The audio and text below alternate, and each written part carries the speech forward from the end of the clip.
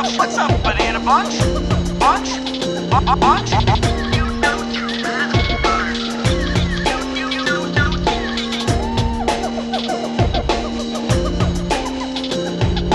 Welcome to the Jungle Gyms podcast.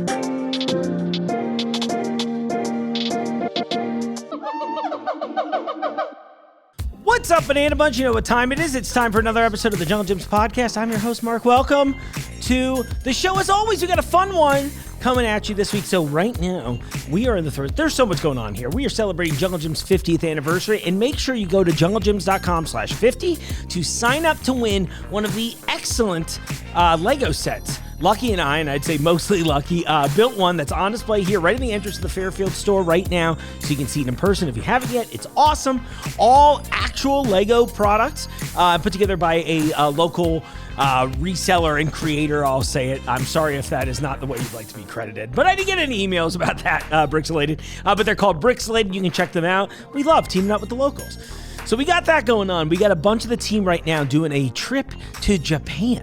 Like Jimmy and TJ, they've been on the show a while back. They talked about, well, Jimmy's been on a bunch. TJ's been on a couple times talking about the wine department, but they're over there doing this whole sake adventure, and I'm sure they're doing all kinds of other things, and definitely not buying me Japanese cigarettes. Tell me you don't want to try them. I'm hoping they get me a lot of good footage while they're over there. I would love to show you all some of the stuff that they've been working on, even if it's a fun little slideshow. I think you'd be into that. So we got that coming up. I am literally, after this, we are setting up for our Horrorhound Festival booth. If you're familiar with them, about a year, not even a year ago, it was a few months back, we had the creators on the podcast to talk about the festival, the inception of it, all that stuff. It's a great horror themed. It's really hard to say that word. I really like to make sure I get the second "or" in there, although I would love to go to the other Hound Festival. I'm so sorry. This is my last show, apparently. But no, the Horrorhound Weekend, it is a great time. If you love horror movies, it's celebrations of everything in that world. I'm really excited this weekend because Geezer Butler from Black Sabbath is in town, so hoping that our little collab here with them turns into me getting to meet one of the fathers of heavy metal. How cool would that be? It's a great time. And now, speaking of festivals, this is another cool one that we've got coming up in the area. I have been spending quite a bit of time in Yellow Springs in my downtime lately, which has been fun, and Columbus too. I don't know why. I just want to escape Kentucky so bad at all times. That's why I come here to Fairfield 5 days a week.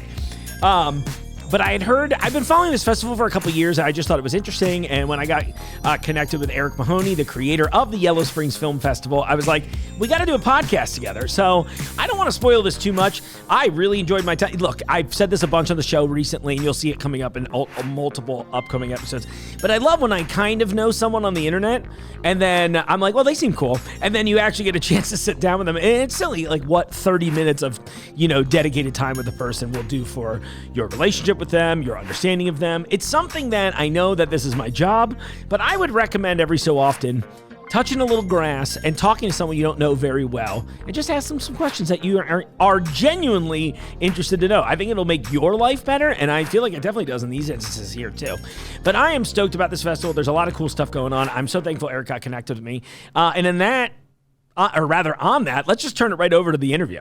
I always love to start off these interviews the same way, Eric, which is welcome to the studio, but more importantly, what are you doing in my office today? Well, thank you for having me. Here to talk a little bit about the Yellow Springs Film Festival and actually take a tour of the facilities here, which I've never been to, so it's kind of blowing my mind a little bit and, taking it all in.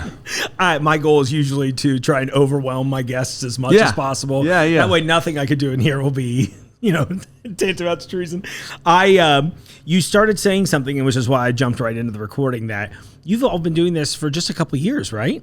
Yeah. So I guess the inception of the festival came like in spring of 23. So with the 6-month runway, we pulled off the first one. I have a partner that I work with on this named Ian Jacobs, and we've done some film work together, and we tend to work very quickly if we have an idea. And so, it just seemed like all the pieces sort of came together, and, we did year one, like I said, on about a half a year worth of planning. So now we're just being year 3 now. We've really been at this less than 3 years, so it's just gone really fast, but it's been great and gratifying and seems to have a lot of momentum.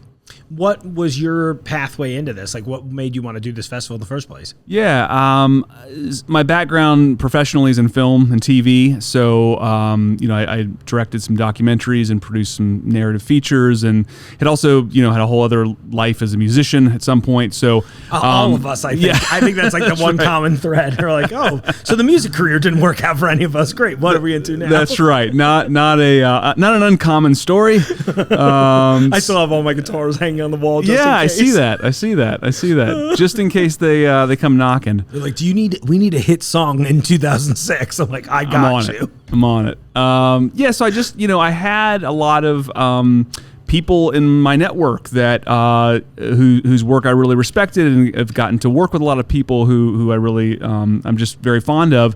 And so my family and I moved to Yellow Springs from Brooklyn during the pandemic, and started to think about how I could potentially plug into the arts scene there. Yellow Springs being a very rich in its history of the love of arts and social activism, and just being a community that really kind of reflects a lot of those values. And so it occurred to me, having spent a lot of time at film festivals and being at many in small villages like that do really well. Right. Why is there not one here? There's a historic movie theater, and there's a college campus, and there's a lot of infrastructure happening in the village. So it just felt like the right place at the right time to try and see if we could make that happen, and made some calls, and got some really great first guests and films, and just kind of took off from there. That's amazing.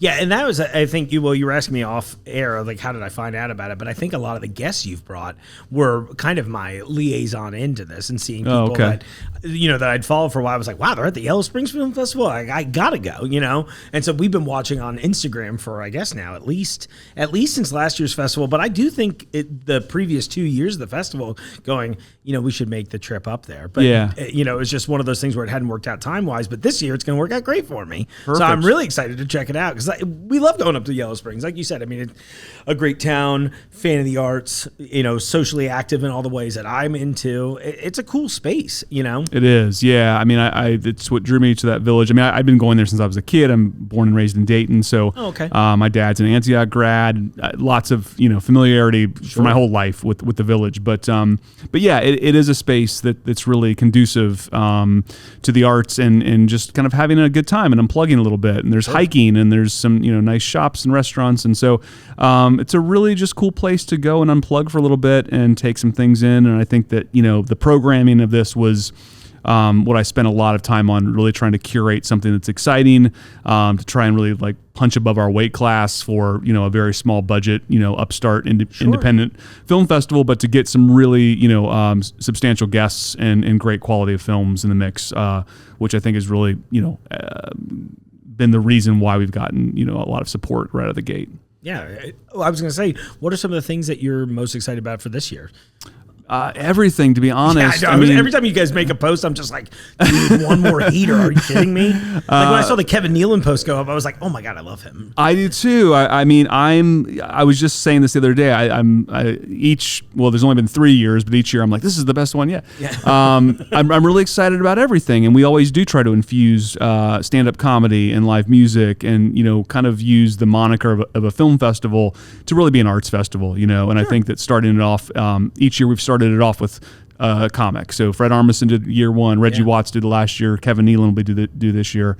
It's a really fun way to, I think, just initiate a vibe of connectivity and laughter that kind of hopefully resonates throughout the rest of the program. But and then this year we're starting a day early, and we're doing this whole Rod Serling tribute. He was an Antioch college student, and then came back to teach there, so he spent a lot of time in the village.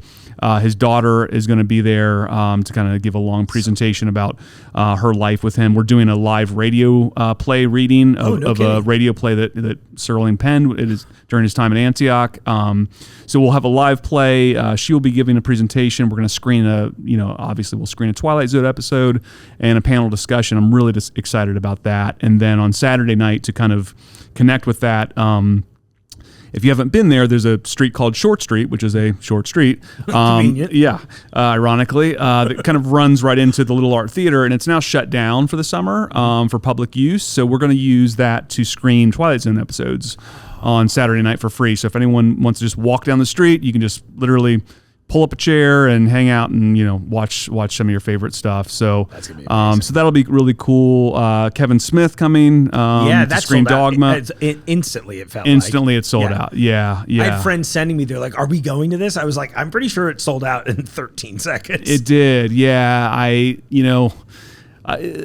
Part of the conundrum here is our venues are cool, but they're small. Sure. So it's intimate. So yeah, I love that. If you want to see someone, it would behoove you to get a ticket in advance. So that did sell out instantly.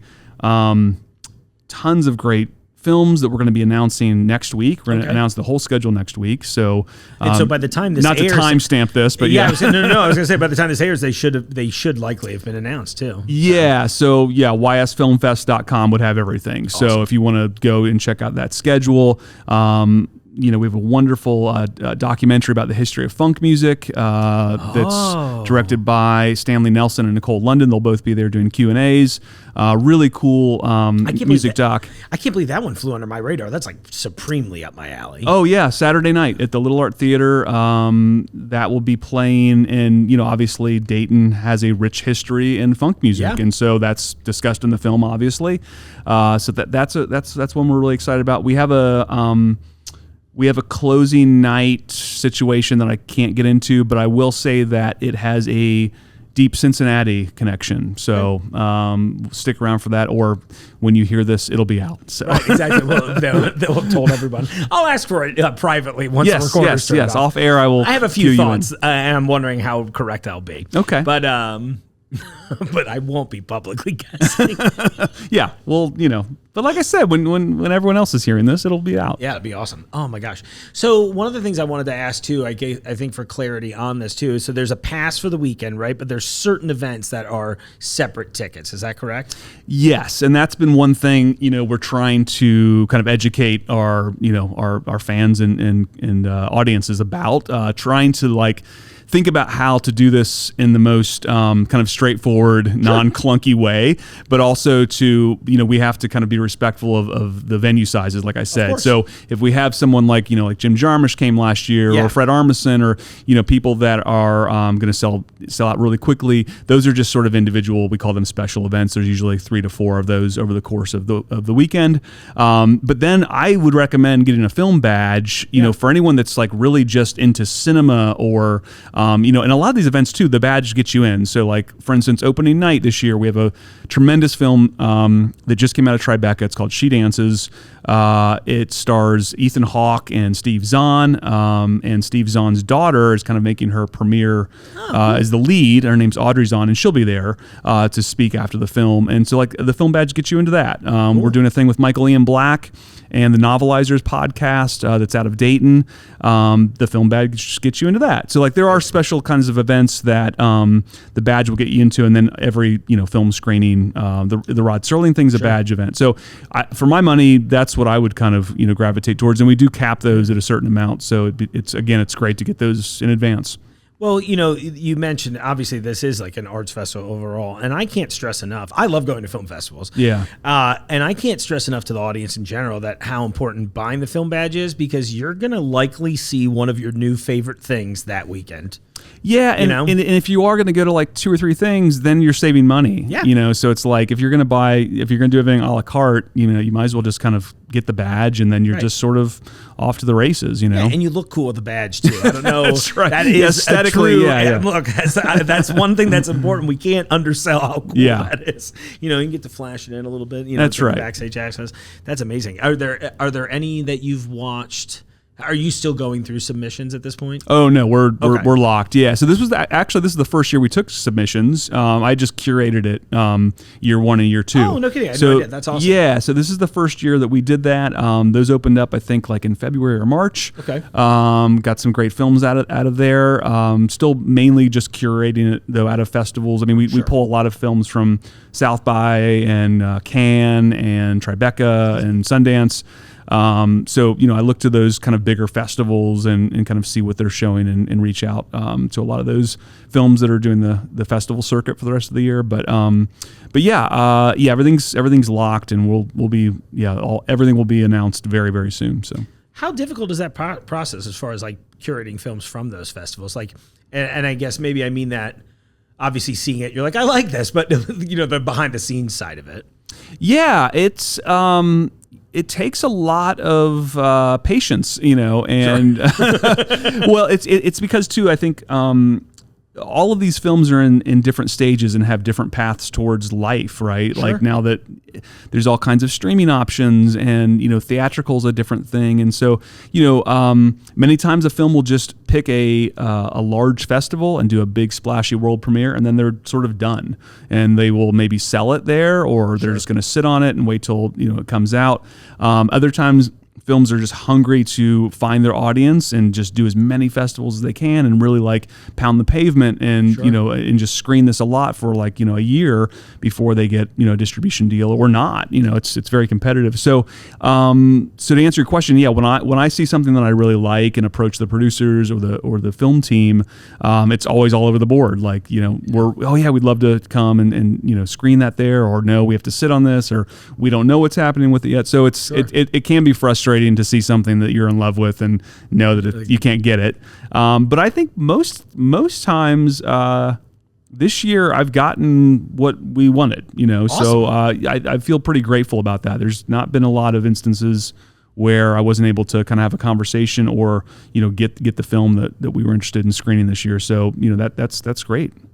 I think it's interesting. I think so many artists, well, that's sort of like we were talking about some of the stuff off camera before, but so many artists are just hungry for a home, you know what I mean? And it's amazing what just providing people that will get you access to, at least that's how I imagine it's probably worked for you.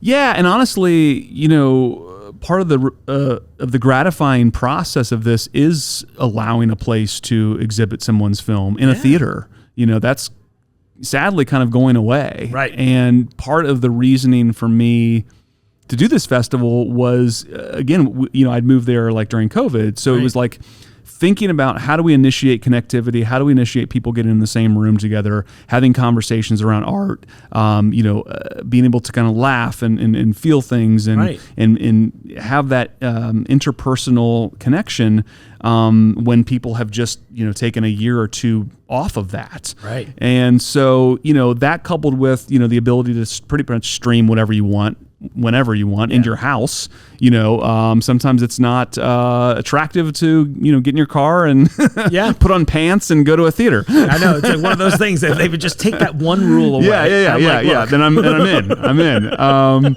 So yeah, I mean, it as a filmmaker and as a lover of cinema, and it means a lot to me to still be able to be someone that provides a space for artists to exhibit their work the way it was sort of really meant to be. Right. Yeah, because I imagine any of us I mostly just made shorts so far, right?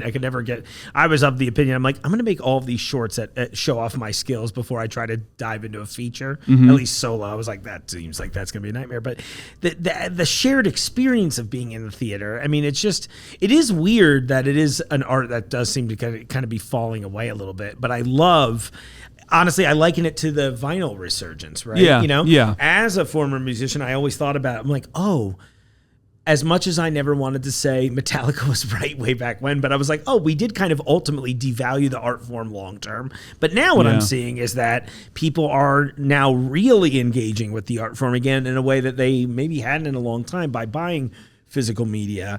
And so every time I get like too worried about the movie thing and I'm like, I'm one of 6 people in the opening weekend of some movie, I keep thinking to myself, I'm like, you know what though? I imagine hopefully the next generation of watchers are going to be the way that we were when DVD was happening, right? And you're just picking up and absorbing all of these things. And then that drove me to the theaters more often than ever. And now I'm kind of back in that cycle where I'm like, you know what?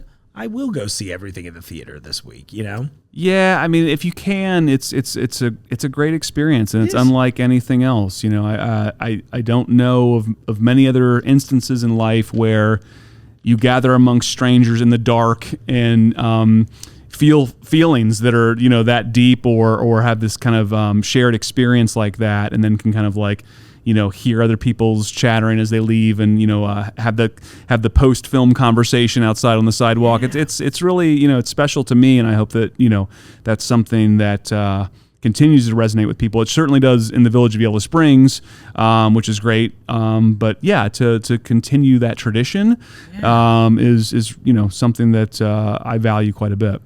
Clearly, I mean, I think between the programming and everything you're building here is just unbelievable. And I love that this is so close by still too, right? I mean, like what, a half hour from Jungle, for example? Yeah, it is right down the road here. Very easy to get to. And I mean, we also do free educational seminars on Saturday morning. I mean, we have Stephen Bognar, who's an Oscar award-winning documentary filmmaker, is, teaching a class on Saturday morning for us. So, that's so cool. We do things like that. And, his late partner, Julia Reichert, who was also a Oscar award-winning documentary filmmaker, trailblazing, really seminal doc filmmaker. Is from or lived in Yellow Springs for many, many, many years, and so we give out an award each year in her name to an emerging female documentary filmmaker, and then we screen one of her classic works as well. So,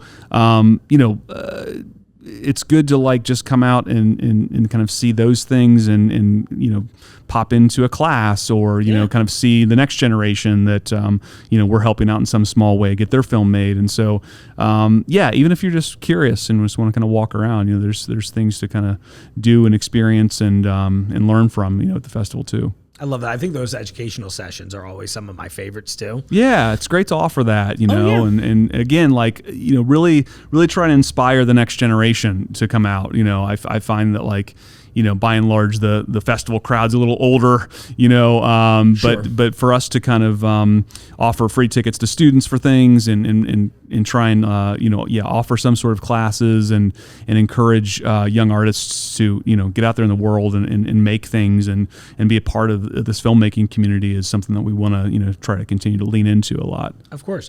I just think about how when I was coming up, there wasn't really, I mean, film festivals obviously existed, but what's been fascinating to me in the modern films festival setting, and maybe it's just that I didn't experience enough of this being in Cincinnati in my formative years, but just seeing that there is a community that's kind of has your back, or at least is invested in your success or the future of it, because I think it's beneficial for all of us. Yeah. So that's one of those things that's really refreshing, because I remember growing up being I want to do all of these things. Yeah. Well, my parents don't know how to do it, so how am I going to figure this out, right? And then, late 90s, early 2000s, Cincinnati, Ohio, not necessarily known for being a hotspot of art at the time.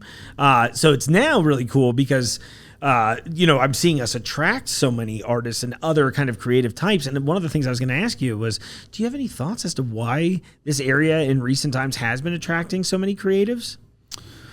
Well, so I'm a Dayton guy, so I can speak from that side of things. I'm calling just general Midwest in the meantime. I'm a big proponent of this. I mean, I moved to New York and the East Coast and lived there for many, many, many years, but I am a very proud Daytonian, especially from the artistic side of things, right? So, growing up and learning about, first of all the invention that came from that area, be it flight, the airplane, cash register. I think Dayton holds some record for the most patents ever registered or some such thing. Yeah. Oh, that's a good one. So there's that rich history of people thinking differently, right? And then certainly we mentioned funk music. There was this explosion in the '80s, and it's the Ohio Players and Roger and Zapp and Lakeside and all these people that were really seminal musicians in that genre. Bootsy Collins from Cincinnati. Sure.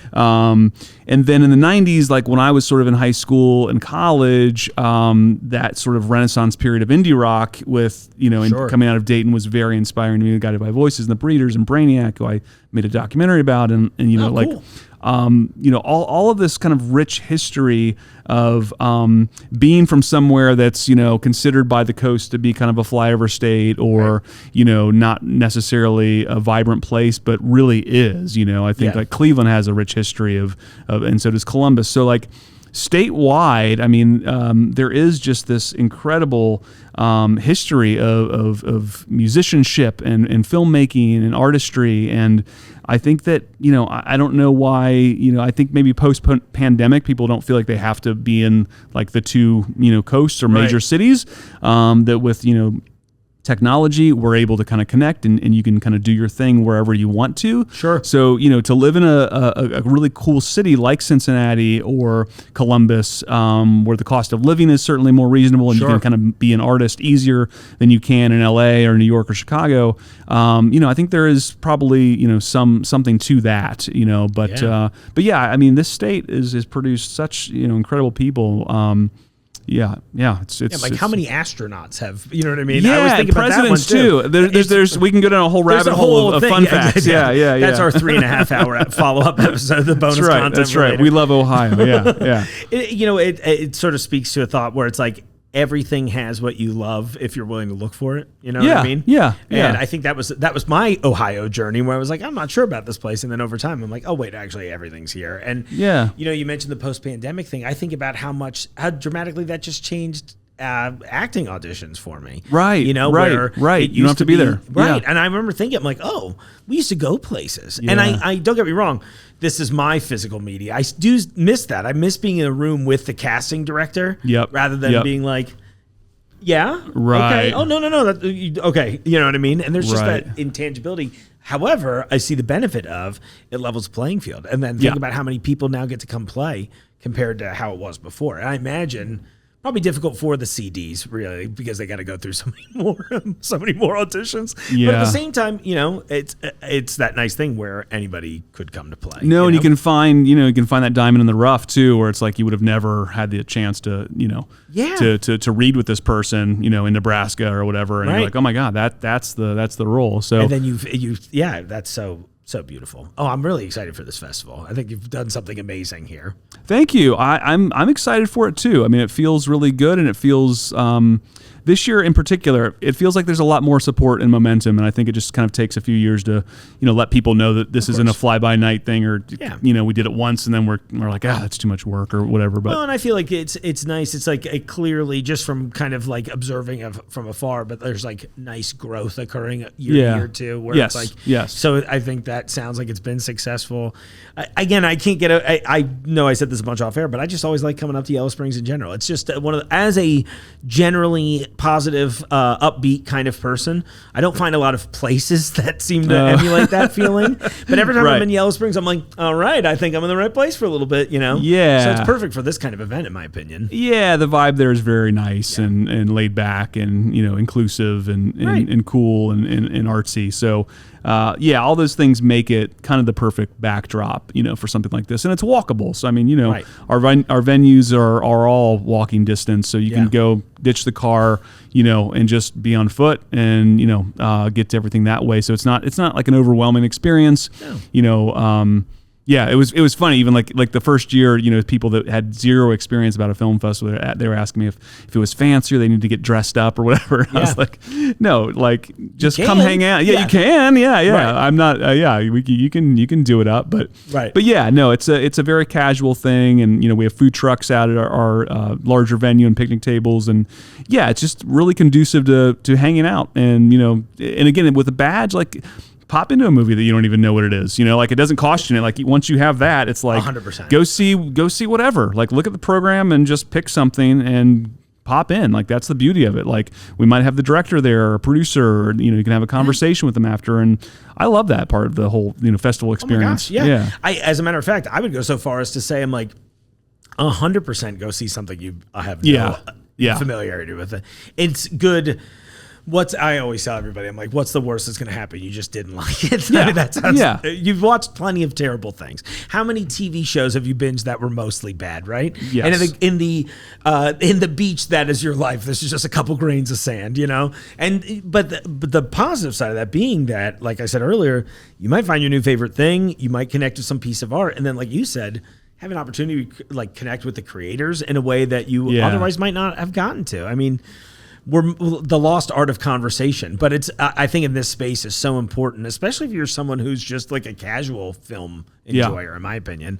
Like this is how I'm trying to cultivate their adventurous spirit, Yeah, no, and I mean, again, I stand behind all of these 1,000%. I mean, we don't do a lot of films. It's a very kind of small curated sort of 3.5 day, arts festival. And whatever we put up on the screen is, we stand behind 1,000%. So, cool. I have not heard really anybody, write to me like that movie was lousy. So, right. I mean, obviously, everyone has different tastes, but I'm very confident that if you come and you check something out, I'm pretty sure that, you will dig it. Oh my gosh, I'm so excited about this. So let's go over some of the details to be safe. So ysfilmfest.com, right? Correct, yes. What are the dates? It's the 2nd through the 4th? I'll say October 2 through 5 this year. Okay. So Thursday and Friday, the 2nd and 3rd are a little lighter. Okay. We have the Rod Serling event just Thursday night because there's a whole marker dedication to him at the college. So that's during the day, and then we're hosting the event in the evening. And then Friday we do the kickoff party combination with opening night. Cool. So we just have one venue for those first 2 days. So Friday's Kevin Nealon, and then opening night She Dances film, and then Saturday and Sunday we're kind of off to the races, and it's both venues all day, all night, Short Street, Twilight Zone screenings, and so cool. It really picks up on the weekend. I really love that idea so much of just engaging the community that way. We're like, oh, you can just walk down the street there. I think I know which one is Short Street. And I can kind of see it. And I was like, this is a great idea. I mean, it was something I wanted to do from year one, but the street wasn't closed down, and so we kind of had to go through the whole, process of closing the street, and we really didn't have the infrastructure, frankly, to do it. I mean, this is kind of like, in a lot of ways, this is like a 2-person operation with some really nice help from some other, very talented people. But this is a skeleton crew, and so now that the street was already shut down by the village, I was like, okay, that's half the battle. So, exactly. What can we do that's, it's a light lift for this. We can kind of put our toe in the water of, what does this look like to do something outside that's free, and that's something I want to implement moving forward, and maybe that can be a whole weekend long thing with some live music and screens at night or something like that. But so this year's it's a nice way to expand a little bit and try that out. Yeah, and it'll get people excited about the festival too, which is the end goal. And then and then artists get supported. And then there's one less conversation we have to have about AI, right? Probably not, but in our own little bubble in October, AI doesn't exist. Exactly. Hey, I love it. Thank you for cultivating that space for me. Sure. Oh my gosh. Okay, so people can still get tickets online at ysfilmfest.com, right? Yes. So Kevin Smith is sold out. Is Kevin Nealon sold out yet? Not yet, but nearly. But I literally, when you were talking about it, I was like, I need to buy those tickets right now. Yeah, things do go fast. Yeah. And a lot of the people that are more notable or heard of, those things do sell out. So that's the way to go, is to hop on it. I really love the idea of it being this kind of like well-rounded arts festival. But when you were talking about just how like having the comedians come in there kind of as like almost like a soft launch. Yeah. But it seems like such a great idea because it will put everybody in this kind of like nice mood. Neal's a great comic anyway. I've gotten to see him a couple times, but he's so good for specifically that reason where he's I'm just very excited about this whole thing. So when I reached out, I was just like, hi, I'm just a fan. I just think this would be cool. Please come down to my grocery store podcast. And I said, yes, I was absolutely. like, we won't have to talk about any food or anything. Just, No, I appreciate it, and I think that, again, I think our biggest challenge is just sharing this information. So I appreciate the platform. I think, there was people that had reached out to me last year that said like, I got a call from a guy who was like, I just moved back to Dayton. Jim Jarmusch is my favorite director of all time. And someone just told me he was at your thing down the street. And I was like, yeah. And so I was like, well, yeah, why didn't he know about it? So, again, just helping spread the word at this point is great. Tell a friend, send our information around, check out Instagram. It's YS Film Fest. Facebook's the same thing. So, we also have a mailing list that we of let people know a little bit ahead of time. Okay. So if you just go to the website, click the mailing list, you'll usually get a little blast before we even say, hey, Kevin Smith's going on sale tomorrow, just a heads up. So if you want like a sneak peek or just make sure a reminder, that it's a great place to do that too. So amazing. Always think back. I still have family near Red Bank where he is, and it's his theater and everything. Gone to the store a couple times. When I saw they come up there, it was one of those. I saw the ad, and they're like, "It's going on sale today," and I was like, "I'll get this in a few minutes." And then a few minutes turned into like 4 hours, and then I was just like, "Oh my gosh, what was I thinking?" This happens to me all the time with tickets or like special releases, where I'll do all of the things you're supposed to do, like set alarms, create calendar reminders, and all that stuff, and I'm like, "Great, that's going to happen in 7 minutes," but than 7 hours. For some reason, I just won't touch the device for a certain amount of time, just enough to miss it. It cracks me up every time. Well, that one went fast, even by our standards. I was a little surprised. It's like a good, perfect storm too, with him just getting the rights back to Dogma and everything. So it's like a perfect, great situation. film, great speaker. Yeah. And he's always good. Small room. Yeah, exactly. It's gonna be amazing. It's the perfect That's so storm. Cool. Yeah. Oh my gosh. Well, Eric, thanks so much for coming down today. Thanks for having Anything me. else we want to make sure we covered before this?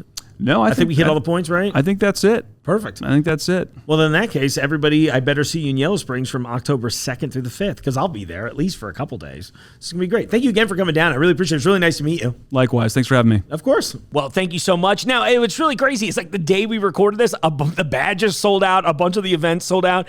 So a lot of individual events are still open and available on the websites he mentioned. I'll have it in the show notes too, so you can check it out. But I love supporting local creativity and art and all of that stuff to a certain extent. Because a lot of you just think that means that you should ask me for money all the time, which is not cool at all. Because you never asked me to play. It'd be one thing if you asked me to come play. Then maybe I'd be more willing to tell you who to reach out to for sponsorships. But otherwise, it just feels kind of rude and self-centered. I don't ask you for anything. I ask you to let me come play. Huh? How's that feel? There you go. There's a little of my personal take on my fellow creatives in the Cincinnati ecosphere. But on that, they are all, I'm sure, wonderful people. And maybe they're just uncomfortable. Maybe they struggle with the socializing, which is why I said earlier, what you should do with people is you should spend 30 minutes of your time and just actually get to know somebody and learn who they are instead of deciding what you've decided based on social media and that kind of stuff. None of it's real. It's all, even the best of us who are trying to be genuine all the time, there's a bit of posturing going on at best. Okay? Keep that in mind. All right, folks. Well, on that, super stoked for everything coming up. If you're at the Horrorhound Festival this weekend, come see us. We built a booth. It's cool. Huge thanks to Mike Eisman on that. He rules. Mike's the one that did all the wall art here. He's done a lot of other creative stuff for me. I'll have special one-off bumper stickers available for you and a bunch of other fun stuff too. You should definitely stop by the booth this weekend if you're there. Really looking forward to it. So again, congratulations to Yellow Springs Film Festival. Congratulations to Horrorhound Weekend. We got a lot of festivals coming up. Don't forget, we've got our fall kickoff event coming up on the October 4th and 5th. I actually just went and met the petting zoo that we'll be bringing up for it, and it was a really great time. So I'll have some clips and footage of that coming soon. So follow us on YouTube, follow us on social, blah, blah, blah, blah, blah. All right, on that note, I hope you all have a great week. Always a pleasure to see you. Thank you so much for tuning into the show. If you're not tuning in on YouTube, I highly recommend you do that because there's a lot of fun stuff to see. But in the meantime, I do appreciate your support. So I'll see you out there in the aisles. The Jungle Gyms podcast is recorded in the WJJI studio inside Jungle Gyms International Market in Fairfield, Ohio. The Jungle Gyms podcast is produced and hosted by Mark Borison.